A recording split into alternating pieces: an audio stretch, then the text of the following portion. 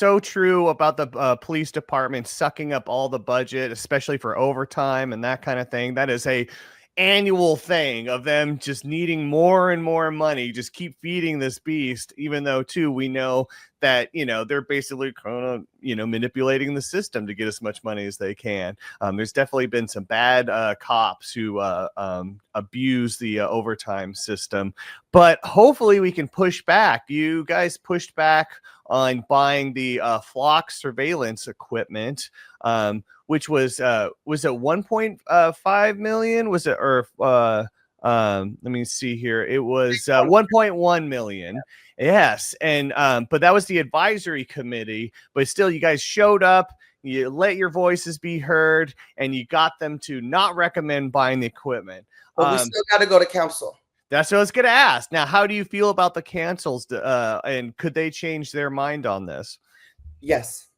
So what Oaklanders need to know, and I know not everybody stays mired in the weeds of the drama that is Oakland's political scene, and I don't blame you because it drives me half nutter most days.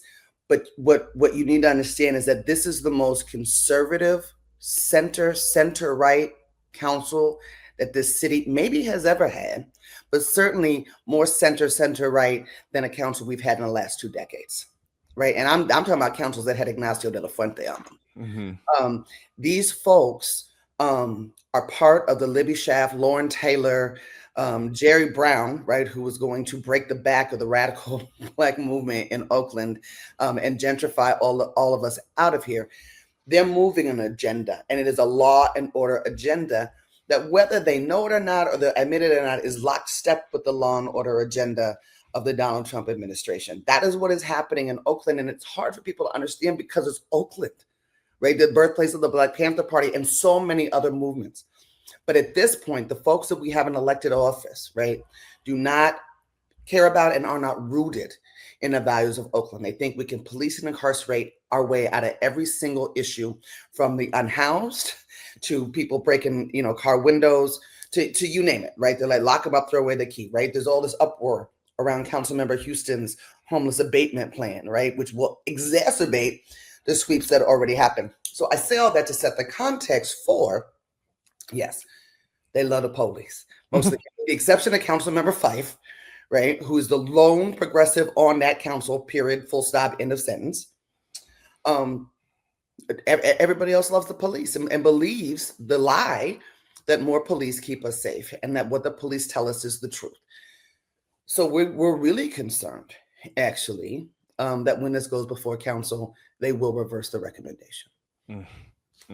Why do you think, how do you think this came to be as far as like the political structure? Because I think in a lot of ways we beat back in power Oakland in the last election. We got Barbara Lee in the mayor's seat. How did this right-wing infiltration, from your perspective, how do you think it began? And how are the people being fooled into to continue to go rightward? Yeah.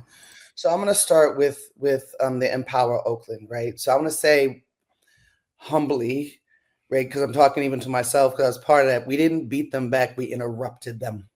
We interrupted a moving train. And if the left doesn't get itself together between now and the next mayoral, there's no guarantee that there's going to be a progressive in that seat, right? I'm not going to say Democrat, because Democrats, look at guys, that Democrats are not necessarily progressive. There's just no guarantee.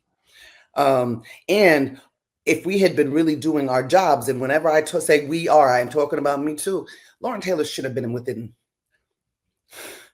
throwing distance, right? He shouldn't have been within a state distance of Barbara Lee. Like, there was a moment where a lot of us were very scared that we were going to be seeing Lauren sitting in that seat. So that should serve as a warning for what is possible when the next mayoral comes. In terms of how we got here, it's not just an Oakland story, it's a whole country story. But they worked on it really hard in Oakland because we are the vanguard, right? Across no matter where you go in the world, right? People hear Oakland, California, they think right on, radical politics, that's the movement, that's the left.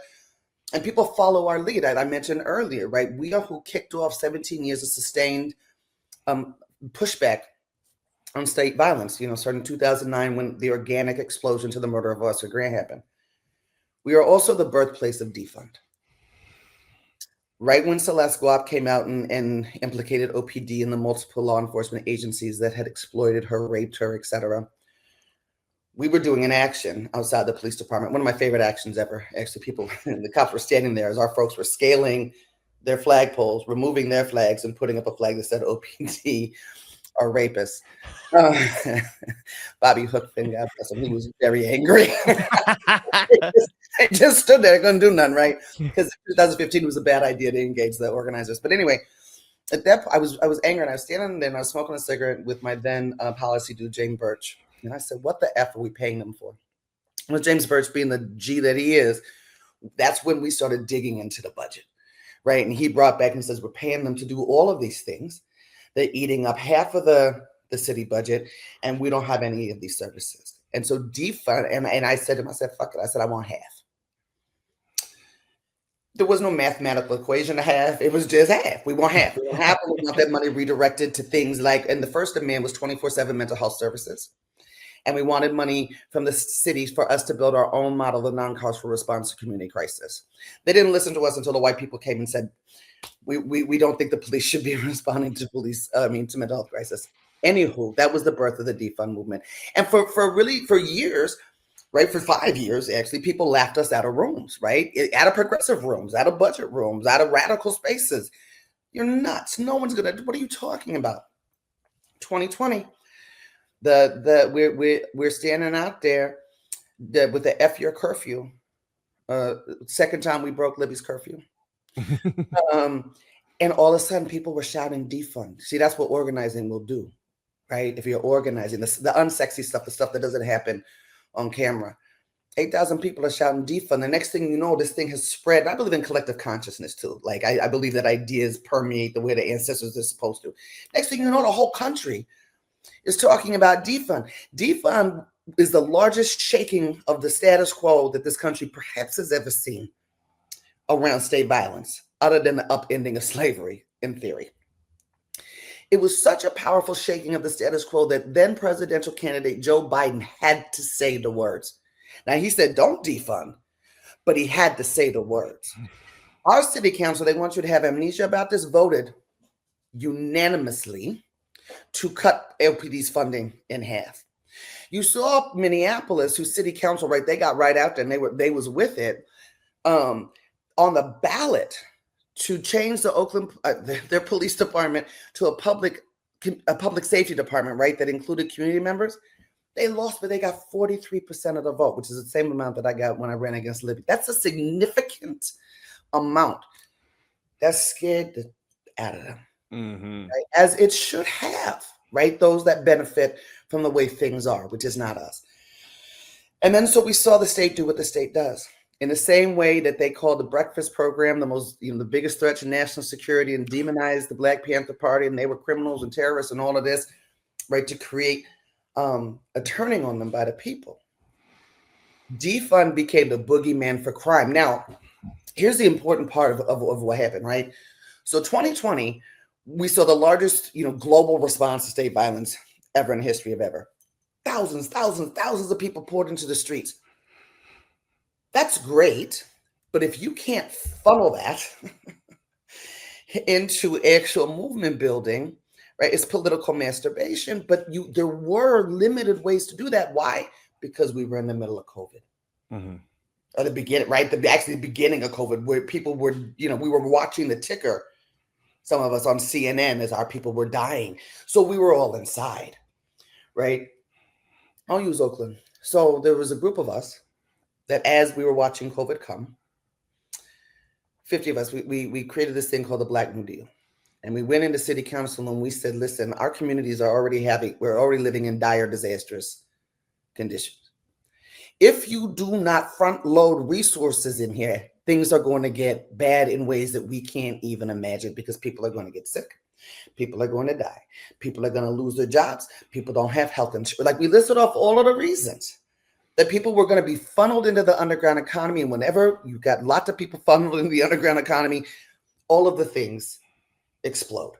So I say all that to say, right, those think COVID in 2020 and defund, they collided. But the state, as much as we talk about that the right is stupid, they're not stupid. They managed to get that dude elected twice. Let's be clear. And that was done with strategy. That's not dumb luck. That's strategy.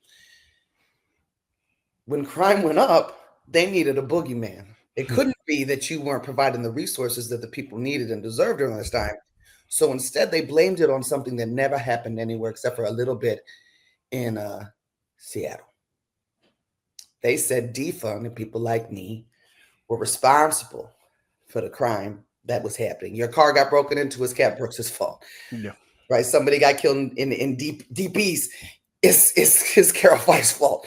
Right? And this was happening in cities all over the country. That fear-mongering, that drumbeat, and that is colliding with people's real lived experience in the street. People were dying at higher rates for a little bit. People's cars were getting broken into. People's houses were, right, there were homes. Like all of that stuff was happening. But it wasn't happening because of defund. And it wasn't happening because we don't have enough police. It was happening because the state failed to do what its job and take care of its people. So that was the political narrative that they beat, like long before we were even in electoral season, though it got louder when Sheng Tao was elected as mayor. They beat that drum and they beat that drum and they beat that drum and they beat that drum. And so now we find ourselves in a place where our people, and this is really repetitive. You look back at the 80s and 90s, the crack cocaine epidemic, we're repeating the same thing, where our people sold their souls and our family members for the illusion of safety. Yes. No, it was so insane where they kept blaming, the retail theft, crime ring, and everything else on defund. And it's like, no one's defunded. How is this? Like, where am I? Is this 1984? This is insane. It's got more money every single budget cycle. They've gotten more money every single budget cycle. That's what's true. But LaRon Armstrong went on Fox News and said that we had defunded the Oakland Police Department, which no lie, put a target on my back, on Carol Fife's back. Like, it became dangerous for us based on a political agenda that had nothing to do with the truth.